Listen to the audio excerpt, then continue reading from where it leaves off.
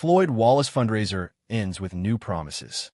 After nearly 20 live streams since Friday, Floyd Wallace's extended quest for money to fix his car ended on Monday as he received the final $60 donations in order to end the never-ending quest for other people's money.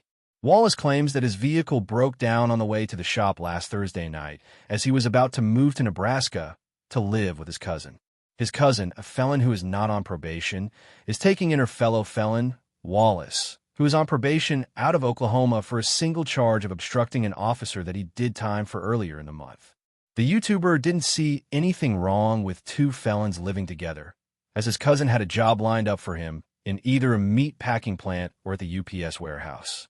Like every other aspect of the case, Wallace's story changed about his future employment opportunities as the meat packing plant job was replaced with a UPS store story over the weekend.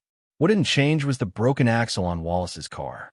While no one saw it actually towed to the repair shop, which was his original destination, and he did not live stream while he was stranded on the side of the road, there was obviously something wrong with it as the front wheels were facing different directions.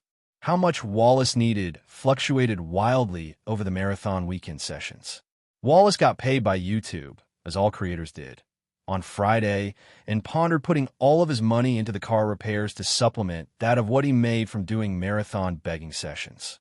Eventually, he settled on paying half of the bill himself and the other half of the bill through the $600 he claimed to have raised over the weekend. To get that $600, he spent countless hours using every trick in his arsenal to get people to hand over money. This included gaslighting, crying, begging, bragging, demanding, and plain old guilt-tripping.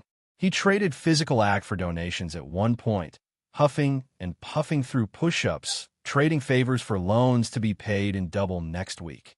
Wallace was a master pickup artist at times, as he seduced his audience into giving him small amounts of money for hours on end. Even Wallace's pickup dates changed wildly. The car going from done one day and all he had to do was pay for it, to not being done until Tuesday, to his not picking it up until Friday, as he'd pay part of the bill on Tuesday, then let the rest go until Friday.